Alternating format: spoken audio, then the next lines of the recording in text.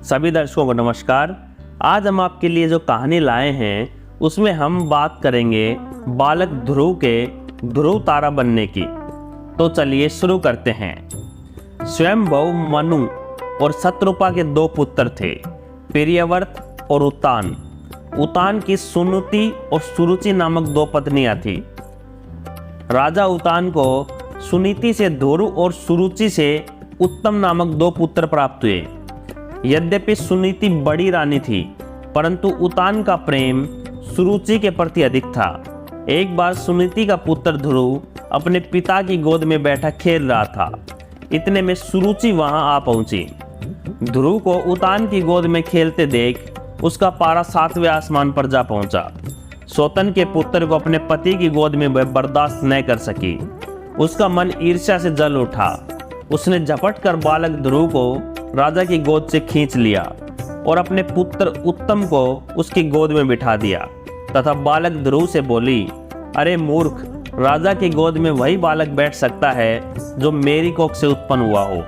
तू मेरी कोख से उत्पन्न नहीं हुआ है, इसलिए तुझे इसकी गोद में या राज सिंहासन पर बैठने का कोई अधिकार नहीं है। 5 वर्ष के ध्रुव को अपनी सौतेली माँ के व्यवहार पर क्रोध आया। वह भागते हुए अपनी माँ सुनीति के पास आए तथा सारी बातें बताई। सुनीति बोली, बेटा, तेरी सौतेली माँ सुरुचि से अधिक प्रेम के कारण तुम्हारे पिता हम लोगों से दूर हो गए हैं। तुम भगवान को अपना सहारा बनाओ। माता के वचन सुनकर ध्रुव को कुछ ज्ञान उत्पन्न हुआ और वह भगवान की भक्ति करने के लिए पिता के घर को छोड़कर चल पड़े। रास्ते में उनकी भेंट देवर्षि नारद से हुई। देवर्षि नारद ने बालक ध्रुव को समझाया, किंतु ध्रुव नहीं माना। नारद ने उसके दृढ़ संकल्प को देखते हुए ध्रुव को मंत्र की दीक्षा दी। इसके बाद देवर्षि राजा उतान के पास गए। राजा उतान को ध्रुव के चले जाने से बड़ा पछतावा हो रहा था। देवर्षि नारद को वहां पाकर उन्होंने उनका सत्कार किया।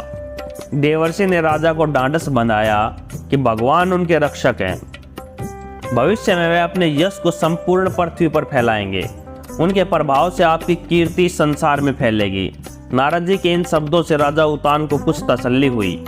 उधर बालक ध्रुव यमुना के तट पर जा पहुंचे तथा महर्षि नारद से मिले। मंत्र से भगवान नारायण की तपस्या आरंभ की। तपस्या करते हुए ध्रुव को अनेक प्रकार की समस्याएं आई, परंतु वे अपने संकल्प पर अडिग रहे। उनका मनोबल विचलित नहीं हुआ। उनके तप का तेज तीनों लोक में फैलने लगा। ओम नमो भगवते वासुदेवाय की ध्वनि वैकुंठ में भी गूंज उठी।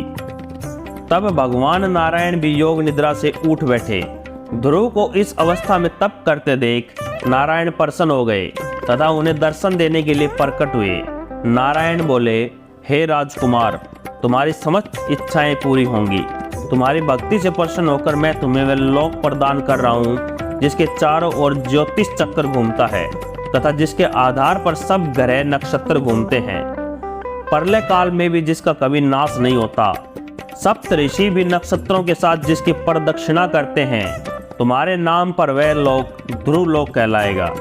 इस लोक में 36 सहस्त्र वर्ष तक तुम पृथ्वी पर शासन करोगे। समस्त प्रकार के सर्वोत्तम ऐश्वर्य भोग कर अंत समय में तुम मेरे लोक को प्राप्त करोगे। बालक ध्रुव को ऐसा वरदान देकर नारायण अपने लोक लौट गए। नारायण के वरदान स्वरूप ध्रुव समय पाकर ध्रुव तारा बन गए।